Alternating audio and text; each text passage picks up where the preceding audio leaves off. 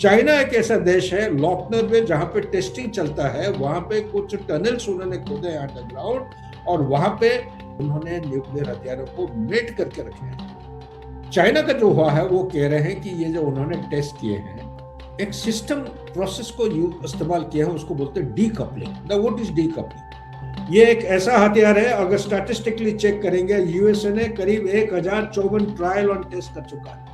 Russia ज्यादा नहीं तो 900 के करीब 954 के करीब करीब कर रखा है। चाइना करीब 54 टेस्ट ऑलरेडी कर चुके हैं। ये जो कपड़े पहनते हैं इसके साथ भी यूरेनियम का कुछ अगर मात्रा इसके ऊपर रब किया जाता है, ये एक डर्टी बॉम्ब की बराबर बन जाता है। 11 एयरक्राफ्ट कैरियर है यूनाइटेड स्टेट्स, इसको 20 मिनट के अंदर डिस्ट्रॉय कर सकते हैं। तो उनका जो यील्ड था ये करीब करीब 3.8 किलोमीटर दोनों तरफ, मतलब 7.5-8 किलोमीटर का जो आप डायमीटर देते हैं, इसके अंदर कोई भी चीज आपको यूनिवर्स ने जो दे रखा है जैसा रूप रंग में वो रहेगा नहीं, वो राख हो जाता है। क्या डॉक्ट्रिन चेंज नहीं होना चाहिए? नो फर्स्ट यूज मेरे विचार के मुताबिक।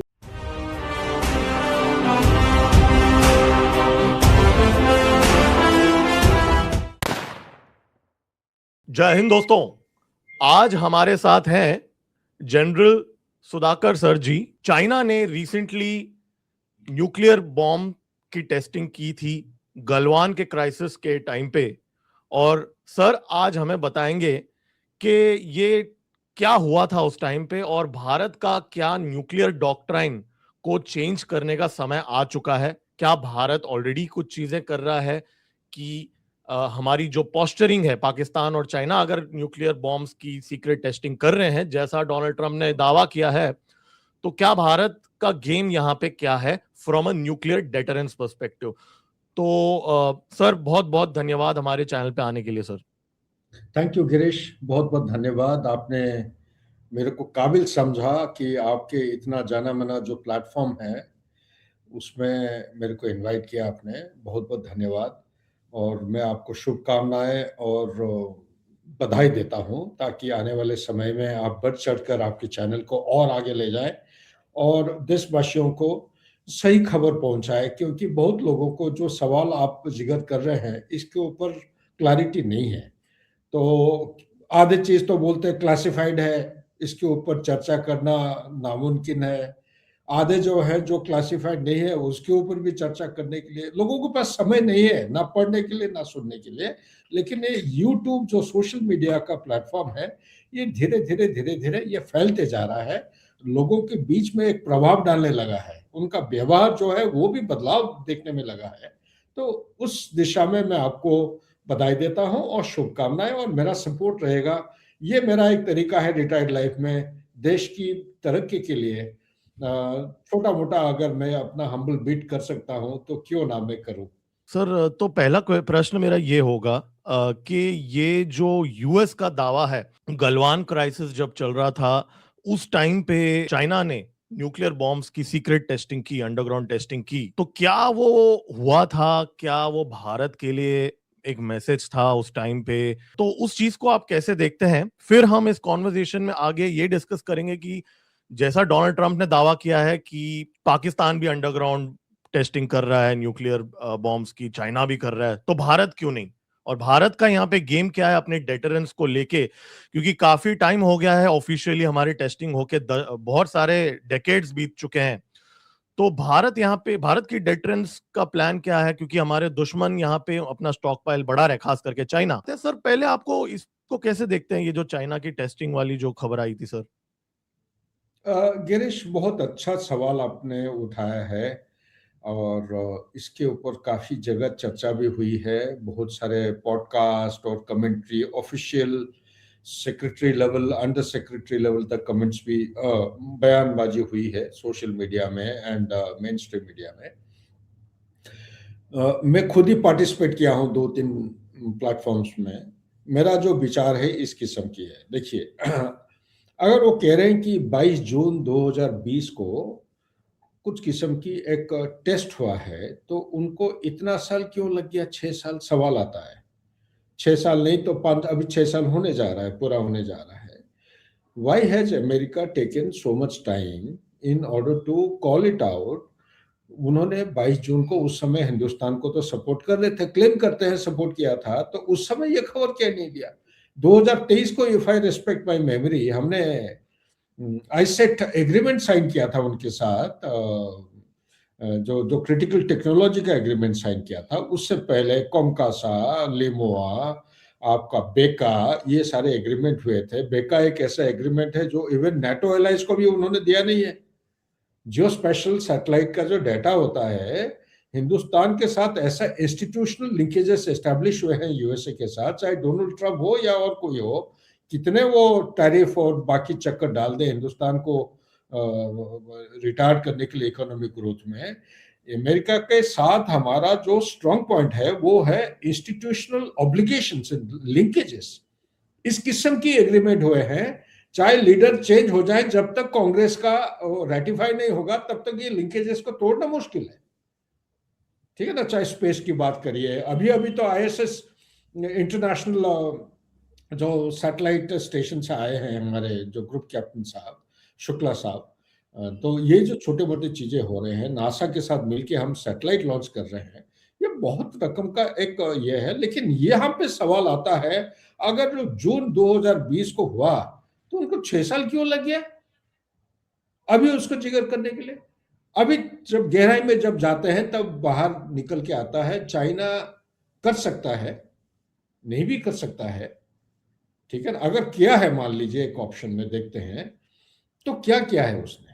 अमेरिका का कहना है कि चाइना ने जमीन के नीचे, और यहीं पे मैं क्लैरिफाई कर देता हूं क्योंकि हमारे दर्शकों को समझना जरूरी है, ये जो डीन्यूक्लियराइजेशन और डिसआर्मामेंट and use of nuclear energy for peaceful civilian purposes, ये 3 जो पिलर है, ये 1968 जो एनपीटी बोलते हैं ना, न्यूक्लियर नॉन प्रोलिफरेशन ट्रीटी, 1968 को शुरू हुआ था। आज के दिन में 193 देश हैं यूनाइटेड नेशन में, 193 से 187 कंट्रीज हैव साइंड।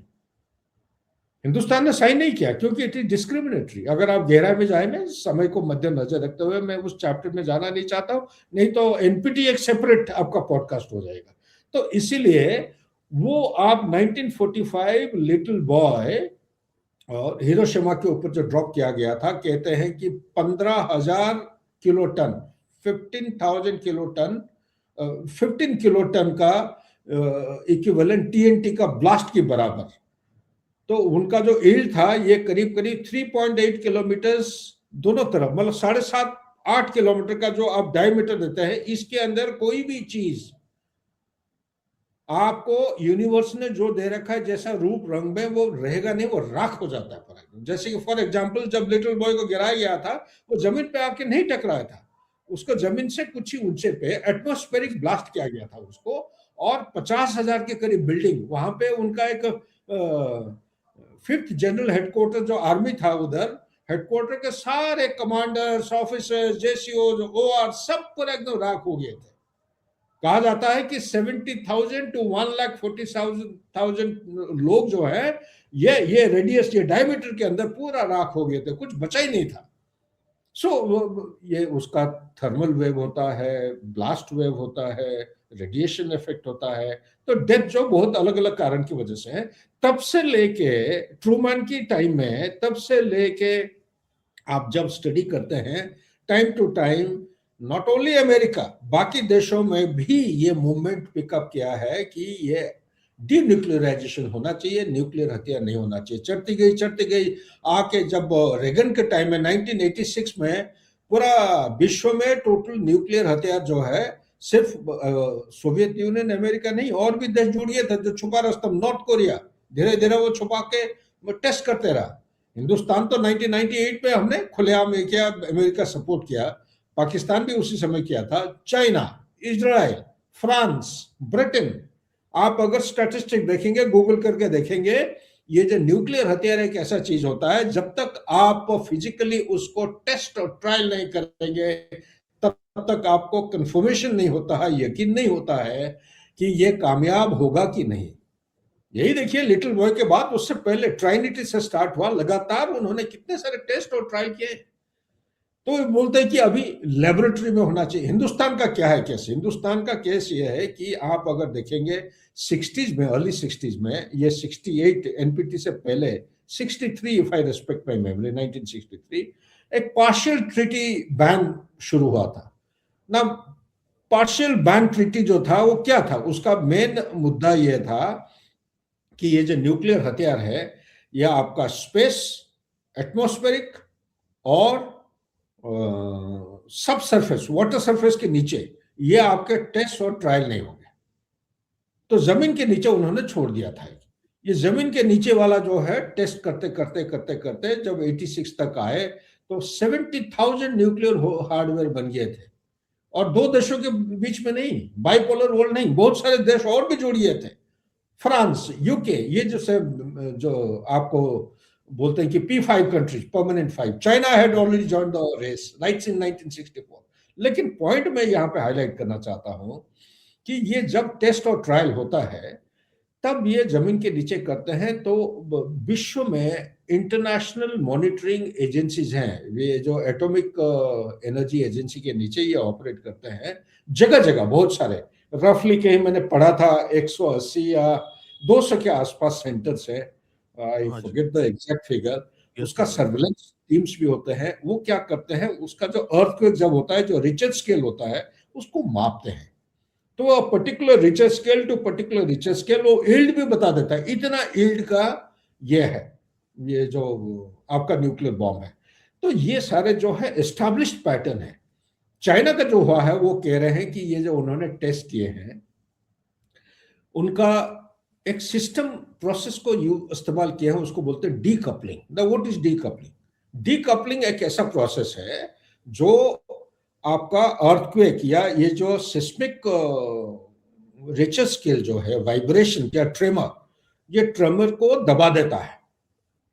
यानी कि ये न्यूक्लियर जब ब्लास्ट होता है ग्राउंड के नीचे, उससे जो ट्रेमर होते हैं वो ट्रेमर को अर्थक्वेक से भी और हल्का बना देता है। अगर ऐसा था, अगर सबूत था, तो it would have actually gain traction. अगर अमेरिका उसी समय या 1-2 साल के बाद सबूत को इकट्ठा करके वो बोलते। अभी क्यों बोल रहे हैं, अभी क्यों उछल रहे हैं? अभी इसलिए उछल रहे हैं, कारण और कुछ है। कारण ये है क्योंकि अभी आप देखे होंगे नेशनल सिक्योरिटी स्ट्रेटेजी 2025 जो यूएस ने छापा है, आप उससे करीब 10-20 साल पुराने हैं, उनके हर साल छपता है, ये अक्टूबर नवंबर के महीने में। अगर आप निकाल के पूरा रीड बिटवीन द लाइन देखेंगे तो एक चीज उभर के आता है, चाइना। चाइना 2003-2004 से स्टार्ट हुआ है, चाइना चाइना चाइना। चाइना जो है ओवरटेक कर रहा है हर एक चीज में। 2003 से 7 उनका जो टेक्नोलॉजी सुप्रीमेसी था अमेरिका का, out of 64 critical elements they used to dominate in कितना 61। China was dominating in just about 2 और 3 ऑफ देम। आज 2025-26 को जब आप स्टैटिस्टिक्स लिखते हैं, out of 64 China has overtaken USA in 57 critical elements. Technology की बात कर रहा हूं मैं, ठीक है ना। अभी USA has been left behind, they are leading only in 7। तो that itself is a clear indication. ये जो डीप सीक उन्होंने इतना एक सरप्राइज दिया 20 जनवरी को, पूरा डेट और टाइम को मैच करके उन्होंने अनाउंस किया। इसी तरह डोनाल्ड ट्रंप भी देख रहा है opportunity. In chaos lies the opportunity. सुनजू का जो टीचिंग है, सच हो या झूठ हो, वो दबाव डालना चाहते हैं, एक लेवरेज क्रिएट करना चाहते हैं। लेवरेज इसलिए क्रिएट करना चाहते हैं क्योंकि चाइना, चाहे आप इकोनॉमी की बात करिए, पीपीपी टर्म्स में चाइना हैज ओवरटेकन यूएसए, ठीक है ना। 2-4 साल पहले से उन्होंने 2017 को मेरे ख्याल से ओवरटेक किया था। आज के दिन में चाइना का पीपीपी टर्म्स में परचेसिंग पावर पैरिटी जो बोलते हैं 40 ट्रिलियन यूएस डॉलर की बराबर है, उससे ज्यादा ऊपर ऊपर चलने लगा है। अमेरिका का वही है 30 ट्रिलियन यूएस डॉलर, जो नॉमिनल है वही है पीपीपी टर्म्स। हिंदुस्तान का 17,700, जगह जगह आपको 11,000 लिखा हुआ मिलेगा, वो गलत है पीपीपी टर्म्स। आज के दिन में हिंदुस्तान इज नंबर 3। सबसे पहले चाइना है, उसके बाद यूएसए है, उसके बाद हिंदुस्तान है थर्ड में, उसके बाद जापान आता है। देयर आर 3 कंट्रीज, रशिया का अगर जोड़ देंगे तो 4 countries in from Asia who are in the top 5। Okay, so what am I saying? I am saying that ये जो न्यूक्लियर वाला टेस्ट हुआ है, ये कारण मेरे विचार के मुताबिक, आई मे बी रॉन्ग, ये चाइना के ऊपर प्रेशर डाले हैं, क्योंकि नेशनल सिक्योरिटी स्ट्रेटेजी अगर देखेंगे आप, उसमें क्लैरिटी के साथ वो कह रहे हैं कि अभी डोनरो जो मोनरो डॉक्ट्रिन है, ये इसको अपनाना चाहते हैं।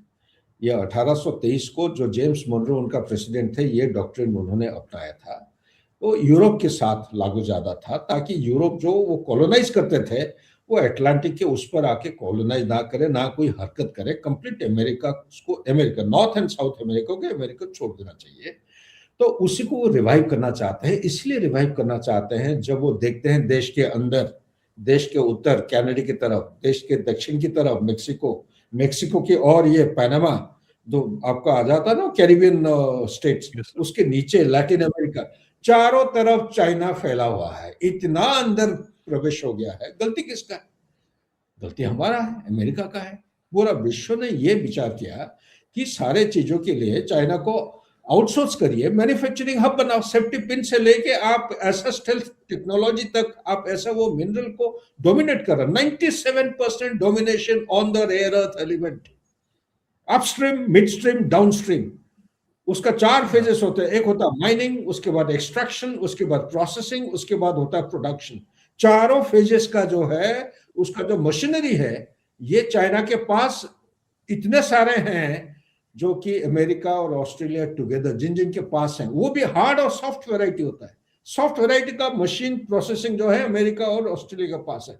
लेकिन स्टेल्थ टेक्नोलॉजी, वर्जीनिया क्लास का जो सबमरीन है, आपका इंफ्रारेड फ्लेयर्स या सेंसर्स, आपका न्यूक्लियर रिएक्टर, 5G, 6G, अब एम्युनिशन, मिसाइल्स, ठीक है ना। वो कहते हैं, एक नाम है, एक मिनरल का नाम है ड्यूनेशियम। ड्यूनेशियम ऐसा एक मिनरल है जिसके बिना आपका F-35 उड़ नहीं सकता है, टेस्ला चल नहीं सकता है, डाटा सेंटर में लाइट नहीं हो पाएगा। ठीक है ना। जो ग्राफाइट के ऊपर आ जाता है, गैलियम और जर्मेनियम, इसके बिना आपका सोलर सेल बन नहीं सकता है।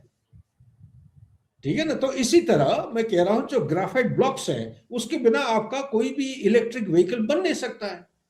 ये सारे चाइना लेके बैठा है। That is why they are saying कि China has started weaponising the critical minerals और द रेयर अर्थ एलिमेंट, जिसके वजह से यूएसए भी थोड़ा सा झुक झुक के ये कर रहा है। यूएसए जानबूझ के या अनजान में है, आई ओनली होप जानबूझ के कर रहे हैं, कि लेवरेज क्रिएट करना चाहते हैं, ताकि वो दबाव डाल सकते हैं। दबाव क्यों डालना चाहते हैं? 9 अप्रैल 2023 को पीट हेग्सेथ, जो डिफेंस सेक्रेटरी है, वो एक प्रेस ब्रीफिंग में बयान देते हैं कि इस विश्व में एक ही देश है जिसके पास ऐसा हथियार है, वो 20 मिनट के अंदर यूनाइटेड स्टेट्स ऑफ अमेरिका का जो 11 एयरक्राफ्ट कैरियर है, 11 एयरक्राफ्ट कैरियर है यूनाइटेड स्टेट्स, इसको 20 मिनट के अंदर डिस्ट्रॉय कर सकता है।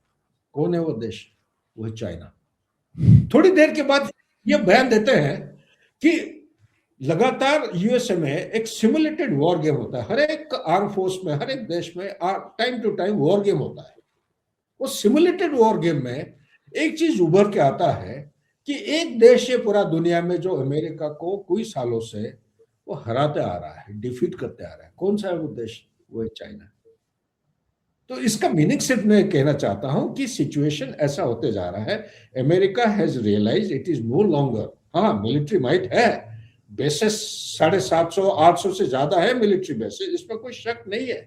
जीडीपी इनका ज्यादा है, कोई शक नहीं है। लेकिन जीडीपी के साथ ये भी मत भूलिएगा, उसका सबसे ज्यादा आज के दिन में जो डेट है, debt to GDP ratio 128 to 130% का है।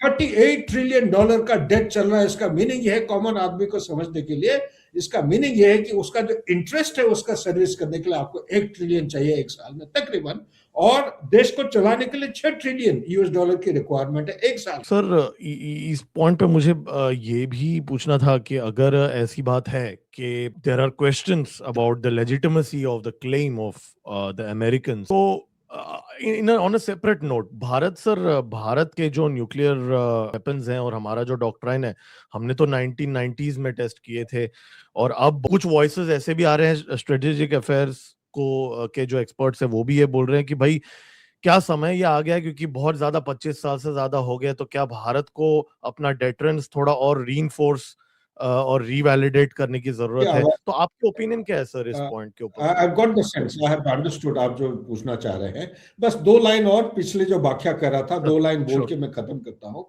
इसका मीनिंग ये है कि China has left America behind in many things, technology, economy, military production capability. Military might ना हो सकता है उसका, आप ये दीजिए, आप एआई, आर्टिफिशियल इंटेलिजेंस, रोबोटिक्स, ठीक है ना, स्पेस, हर एक चीज में बहुत आगे जा चुका है, उसको अंडर एस्टिमेट मत करिए।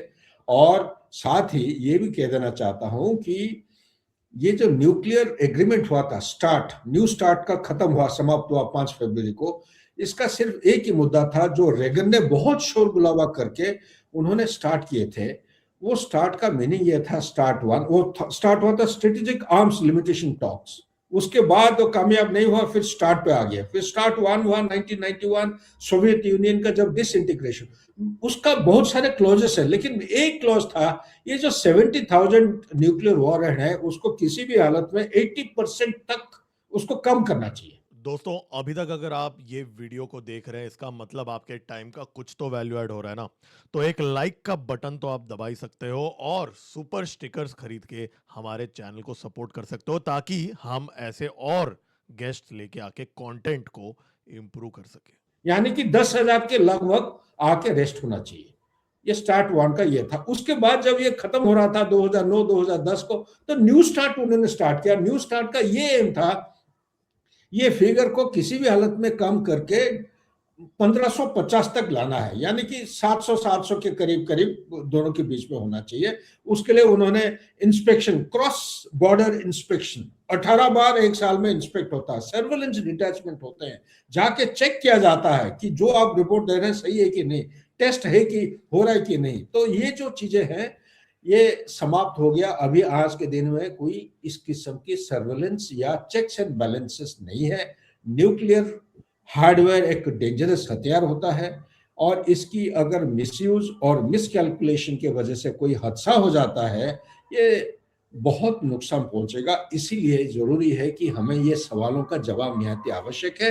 आपका जो दूसरे सवाल जवाब देने से पहले यहीं पे कह देना चाहता हूं कि इनका पेंटागन ने एक रिपोर्ट निकाला है, उस रिपोर्ट में कह रहे हैं कि सिर्फ न्यूक्लियर हार्डवेयर, समय था न्यूक्लियर हार्डवेयर इंपॉर्टेंट था, एक डेटरेंस की तरह यूज होता था, लेकिन आजकल conventional weapon system, ballistic missile, ICBM, ठीक है ना, वो उसकी इतने पोटेंसी, जैसे कि सिंदूर में ऑपरेशन सिंदूर देखिए, हमारा बैलिस्टिक मिसाइल या क्रूज मिसाइल को यूज करके उन्हें नानी याद दिला दी है पाकिस्तान को, ठीक है ना, घुटने पे टेक दिया 88 आवर्स के अंदर। तो इतना कामयाब है। और तो वो कहने लगे हैं कि उन्होंने उदाहरण भी दिया है। उदाहरण क्या है? एक आईसीबीएम का नाम है जो कि स्ट्रेटेजिक सिस्टम रशिया ने बनाया, उसका सरमत, SARMAT, ठीक है। ये 20 to 27 मैक के स्पीड में मूव करता है, और काफी रेंज 14,000 किलोमीटर से ज्यादा, करीब 20,000 किलोमीटर कवर कर सकता है। 20 to 27 Mach means there is no radar which can detect, there is no radar which can intercept the missile. It can carry both nuclear warhead as also conventional. दूसरा एक हथियार system है जिसको बोलते हैं एवेनगार्ड। एवेनगार्ड जो हाइपोसोनिक ग्लाइड व्हीकल है। Hypersonic एक ऐसा है जो कि बिलो द रडार स्कैनर, उसका जो कोन होता है उससे नीचे वो फ्लाइट करता है, and it can change its direction, it can change its course, moves almost equally 20 to 27 Mac पे मूव करता है। ये जो दो किस्म, इसके अलावा पोसाइडन, पोसाइडन एक ऐसा हथियार है जो कि पानी के नीचे, उसको बोलते हैं ड्रोन, पानी के सब सरफेस ड्रोन्स बोलते हैं। ये भी करीब करीब 10,000 किलोमीटर तक कवर करता है डिस्टेंस। और पोसाइडन के अलावा एक और नाम है, रशियन नाम, I can't pronounce it correctly, Burevestnik, BUREVETSNIK, Burevestnik. It's a cruise missile, it's a cruise missile, it goes 14,000 kilometres. ये जो इस किस्म की जो हथियार निकले हैं, और पर्टिकुलरली ये क्यों हुआ है, अभी क्यों शोर गुलाबा कर रहे हैं, उसका एक कारण है। उसका ये कारण है, 20 जनवरी 2025 को डोनाल्ड ट्रंप जब सेकंड टाइम के लिए पावर में आए थे, पूरा जोश के साथ और होश के साथ में कहूंगा, उन्होंने पूरा फुल रिजॉल्व और फोकस के साथ कहा था कि रशिया यूक्रेन वॉर को 24 घंटे में समाप्त करेंगे। बोला था ना, लेकिन 24 घंटे की जगह 1 साल हो गया अभी, बहुत ज्यादा टाइम आसपास हो के गया। दिन। तो बीच में आप अगर ध्यान देंगे, जनवरी को आए, फरवरी मार्च, काफी फ्लिप फ्लॉप डिसीजन देने लगे। कभी देंगे हथियार, कभी नहीं देंगे, कभी पैसा सैंक्शन हो रहा है कांग्रेस से, कभी नहीं हो रहा है। कोई यूरोपियन यूनियन को बोल रहे हैं कि आप अपना rate of percentage of defence expenditure बढ़ाइए, अपना पांव पे आप खड़ा होना चाहिए, मेरे ऊपर क्यों डिपेंड कर रहे हो। करते करते एक समय आया जबकि टॉम हॉक मिसाइल उन्होंने कांग्रेस का क्लियरेंस लिया है शायद, उन्होंने सैंक्शन कर दिया यूक्रेन को देने के लिए। और टॉम हॉक का जैसे ही सैंक्शन हुआ तो रशिया ने बोला कि अगर इस किस्म की आप शांति स्थापना करना चाहते हैं तो हमारे पास कोई उपाय नहीं है। तो रशिया और क्यूबा, उन्होंने एक एग्रीमेंट साइन किया मार्च के महीने में, मार्च 2025 को। उसको बोलते हैं defence piece agreement, DPA. Okay. क्या था, बहुत सारे पॉइंट्स है। सेंट्रल पॉइंट ये था कि क्यूबा विल अलाउ, क्यूबा जो है रशिया को परमिशन देगा ताकि ये वहां पे ऑफेंसिव वेपन्स लाके लगा सकते हैं। अब क्यूबा कितना दूर है फ्लोरिडा से? 148 150 किलोमीटर। आप अपना दिमाग ले लीजिए, 1962 में क्या हुआ था, क्यूबन मिसाइल क्राइसिस। इतने दूरी यस से अगर आप ऑफेंसिव हथियार को लगाते हैं और 7-10 दिन के, चंद एक दिनों के अंदर रशियन नेवल फ्लीट निकलता है कहा, क्यूबन वाटर्स में। क्यूबन वाटर और कैरिबियन सी जो है कितना दूर है, ज्यादा दूर नहीं है। मतलब वेनेजुएला का जो ऑपरेशन हुआ था, तो इसके आसपास में उनका जो थिंक टैंक वाले, वो नेशनल सिक्योरिटी स्ट्रेटेजी बनाना शुरू किए। अगर नेशनल सिक्योरिटी स्ट्रेटेजी को देखेंगे, रशिया को उन्होंने कहा है डायरेक्टली और इनडायरेक्टली कि आपको हम G8 स्टेटस जो छीन लिया था 2014 को, उसको हम रिस्टोर करेंगे। नंबर 2, आपको हम जो लीडिंग इकोनॉमीज का जो इकोसिस्टम है, main stream ecosystem of geopolitics, उसके साथ जोड़ेंगे। आपको हम जो ग्लोबल डायनेमिक्स, जो मेन स्ट्रीम जियोपॉलिटिक्स के साथ एक अहम पावर बनाएंगे। इस किस्म की, क्यों, उनका मेन मुद्दा क्या है? मेन मुद्दा यह है कि चाइना के जो डीप एम्ब्रेस में जा चुके हैं वहां से उनको हटाना चाहते हैं। और चाइना को क्या कहा उन्होंने? चाइना को क्या कि आपको जो मर्जी कर लो ताइवान के साथ, लेकिन आप अटलांटिक पार करके इस तरफ जैसे अपना जो प्रभाव को छा रखे हैं, ऐसा मैं अलाउ करूंगा नहीं। और लैटिन अमेरिका देखते हैं, आप सेंट्रल अमेरिका देखिए, आप मेक्सिको को देखिए, या पैनामा की तरफ ध्यान दें, हर जगह जो है चाइना, कनाडा की तरफ देखिए कितना पेनिट्रेशन, अफ्रीका, हर जगह economy. That's what China is saying कि जियोपॉलिटिक्स के जरिए से वो लड़ाई नहीं लड़ेंगे, वो जियो इकोनॉमिक्स के जरिए से। Win a war without fighting war, सुन चुका है। इकोनॉमिक्स के जरिए से वो लड़ना चाहते हैं। तो ये जो नए किस्म की लड़ाई है, उन्होंने देखा उनका सोयाबीन, उनका कॉर्न वो रॉट हो रहा था। उनका एक domestic constituency, Republican dominant constituency जो कॉरिडोर बनता है, वो फार्मर्स का ऐसा ही वो सड़ने लगे। तब जाके चाइना मुठभेड़ हो गया था ना, चाइना ने ब्राजील में चेंज कर दिया था, फिर ब्राजील से हटके फिर वापस आया यूएसए में।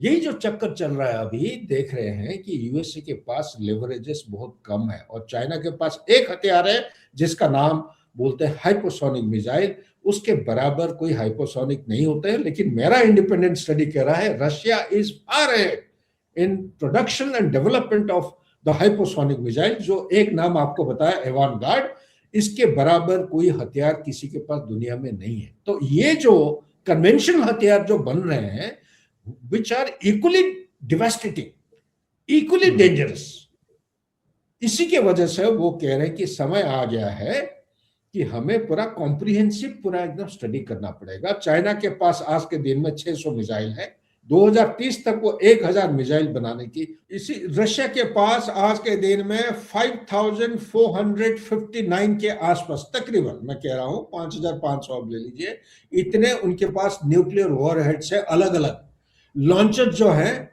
वो अलग अलग किस्म की है। ये जो मैंने बताया था ना 1550 जो फिगर, यस सर। जो new start doctrine, new start treaty जो था, ये है लॉन्चर्स। लॉन्चर्स में क्या क्या आते हैं? एक मिसाइल सिस्टम होता है, एक बॉम्बर होता है, ठीक है नहीं, इसी तरफ उनका हवाई जहाज से भी वो लॉन्च कर सकते हैं।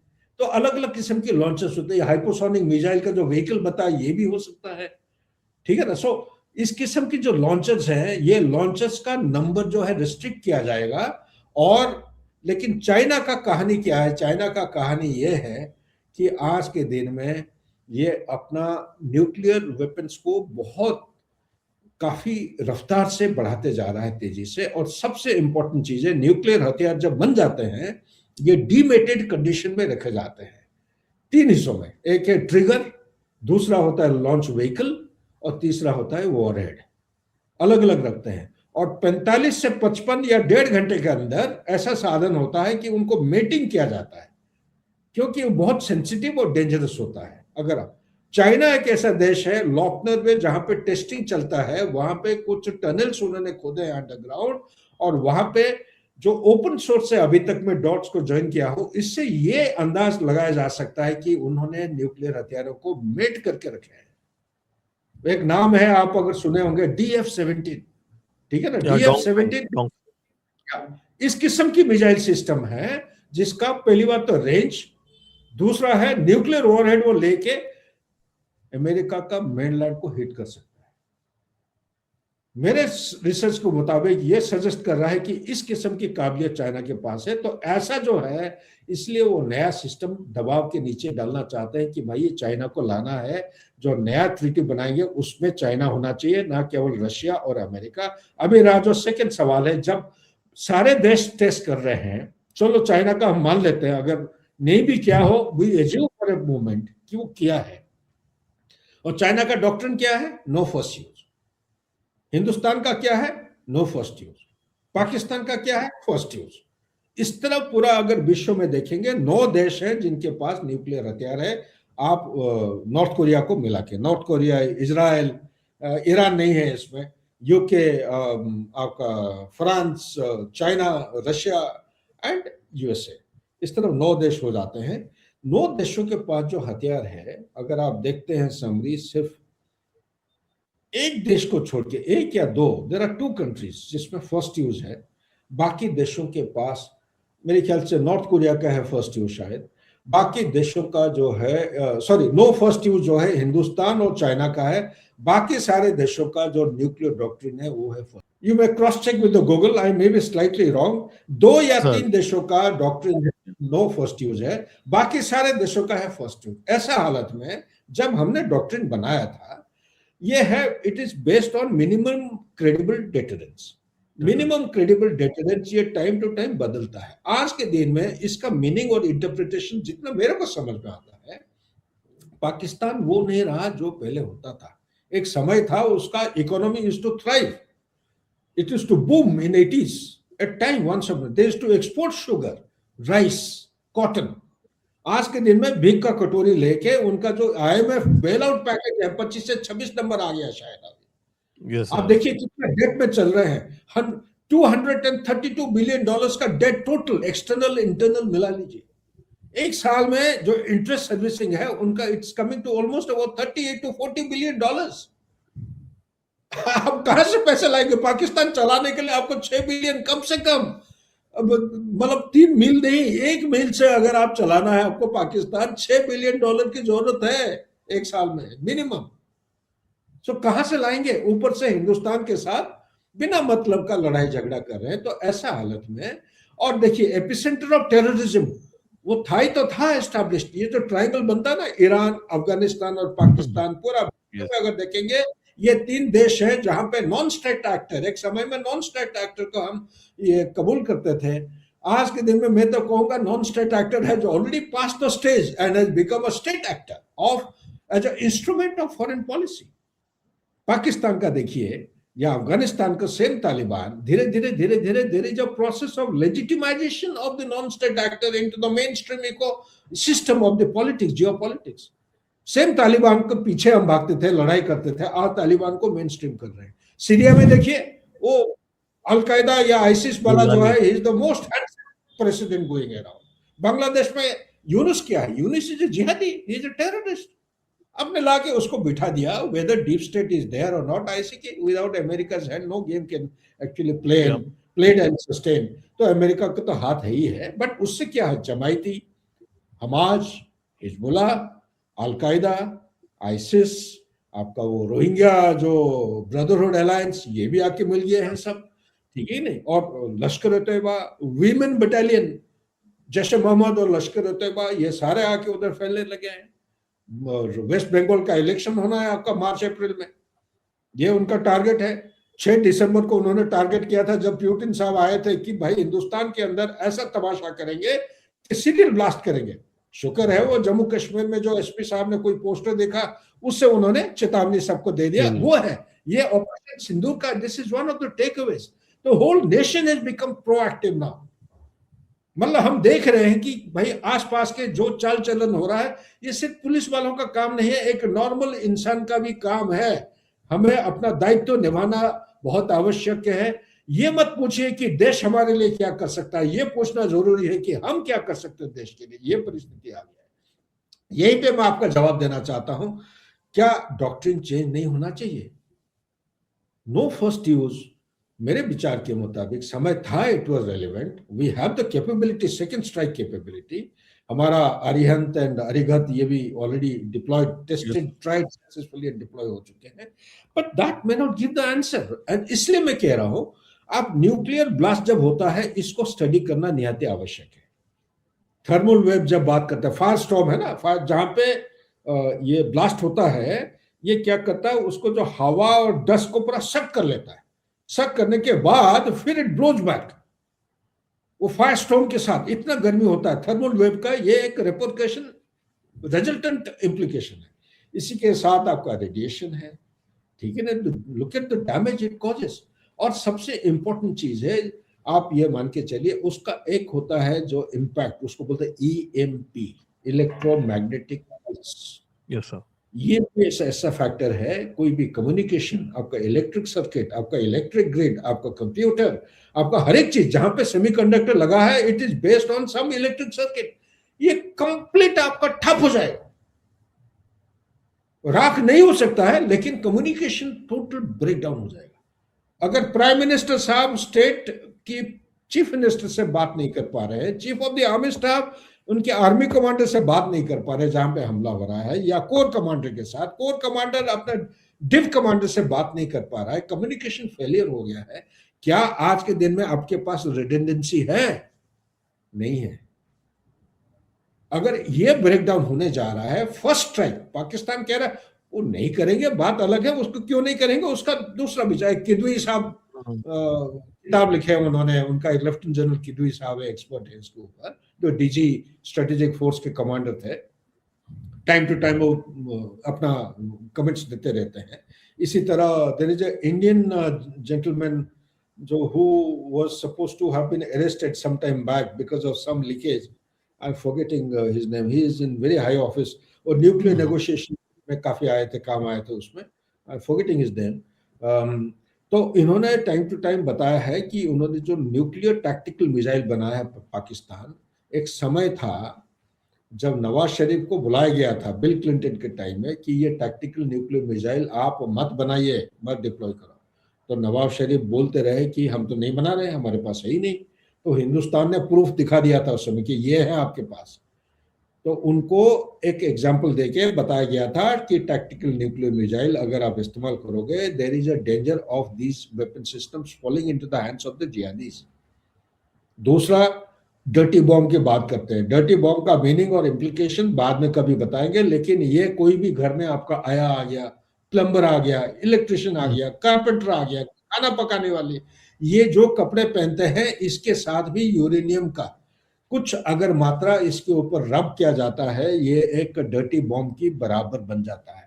उसको गहराई में साइंटिफिक एक्सप्लेनेशन हम बाद में बताएंगे, लेकिन ये जो डर्टी बॉम्ब जब आ जाता है घर के अंदर, ये इसका रेडिएशन इम्पैक्ट होता है।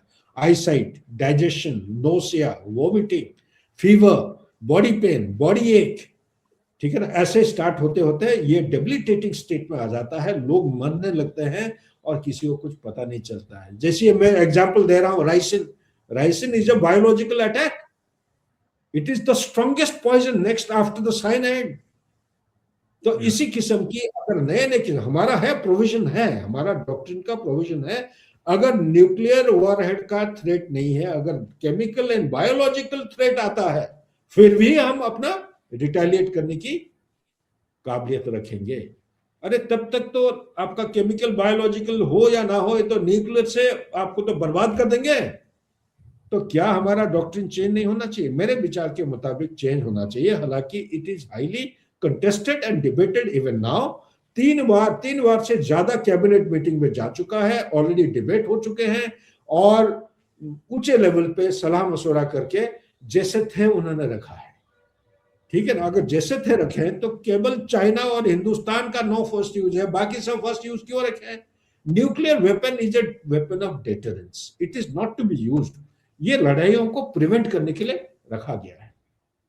और ये जो डेटरेंस का जो थियोरिटिकल आपका जो स्टेटमेंट है, ये जो वर्ड्स है, word is also it's a kind of conflict, it's a offensive weapon. ठीक है ना? सो वो जो स्टेटमेंट है, वो स्टेटमेंट से भी आपको डेटरेंस की काबिलियत अचीव करना निहायत आवश्यक है।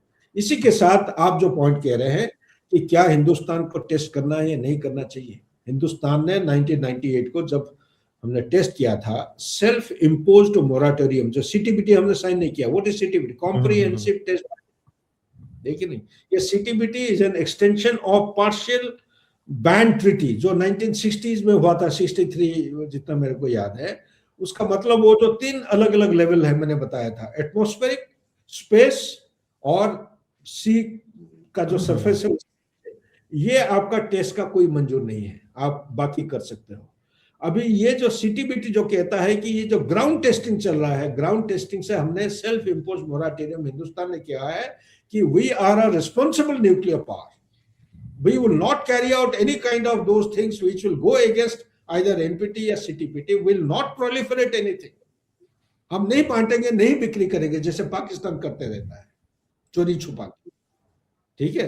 सो ये उसके खिलाफ चला जाता है। लेकिन मेरा इंडिपेंडेंट सोच विचार ये है, ये एक ऐसा हथियार है, अगर स्टैटिस्टिकली चेक करेंगे, यूएसए ने करीब 1054 ट्रायल ऑन टेस्ट कर चुका है। रशिया ज्यादा नहीं तो 900 के करीब, 954 के करीब करीब कर रखा है। बाकी जो राज्य है, चाइना करीब 54 टेस्ट ऑलरेडी कर चुके हैं। हिंदुस्तान का सिर्फ 6 हुआ है अभी तक, अगर हम पोखरण वाला मिलाते हैं। ठीक है नहीं? पाकिस्तान 6 टेस्ट किए हैं। ये एक ऐसा हथियार है, it requires constant updating, constant evaluation. अगर आप नहीं कर रहे हैं, कहीं ऐसा ना हो असली टाइम में जब आप इस्तेमाल करने जा रहे हो कहीं वो धोखा ना दे दे। इसलिए मैं आपके साथ सहमत हूं कि भारत को भी इसको टेस्ट और ट्रायल करना निहायत आवश्यक है। Thank you sir. So I think sir आपने जो जो बातें बोली वो प्रॉपर इंफॉर्मेशन के साथ आपने आज हमारे साथ ये सब कुछ शेयर किया कि क्यों ये जरूरत है, वो भी आई थिंक हमारे दर्शकों को एक अंदाजा आ ही गया है। तो बेसिकली यहाँ पे पॉइंट ये भी है कि आजकल कन्वेंशनल वेपन्स ही इतने स्ट्रांग हो चुके हैं कि न्यूक्लियर तक जाने की बहुत सारे देशों को तो जरूरत भी नहीं पड़ेगी। वो भी एक एंगल यहाँ आ जाता है। लेकिन आई थिंक सर बहुत ज्यादा क्लैरिटी मिला आज हमें आपके ये जो थॉट्स हैं और आपके जो इन्फॉर्मेशन को लेके। बहुत बहुत धन्यवाद सर हमारे शो में आने के लिए। मैं उम्मीद करता हूँ आप ऐसे ही आते रहें और हम आपका जो ज्ञान है, नॉलेज है, वो हमारे साथ शेयर करते रहे सर। बहुत बहुत धन्यवाद sir. Thank you Girish, always a pleasure.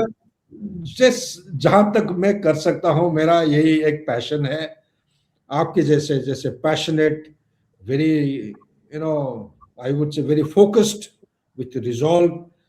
India, Hindustan को आपके जैसे लीडर की जरूरत है, आपके जैसे जो पिवट है, ताकि लोगों तक ये खबर पहुंचाइए। एक ओपिनियन बिल्ड करना निहायत आवश्यक है हर विषय के ऊपर। हो सकता है कि मैं कोई गलत चीज बोल रहा हूं, कोई उसको काउंटर करना निहायत आवश्यक है। लोगों को पढ़ना है, पढ़ने से सब कुछ नहीं होता है। 5 चीजें करना चाहिए: read, right, speak, listen and teach. 5 चीजें, जैसे हम ब्रेकफास्ट, लंच, डिनर करते हैं, डेली या चाय पीते हैं, वैसे ये 5 चीजों को डेली करना निहायत आवश्यक है। धन्यवाद। कोई कमी वैसे रह गया हो मेरे को आप माफ करिएगा। नहीं सर, बहुत जय हिंद सर। जय हिंद, जय हिंद। Thank you.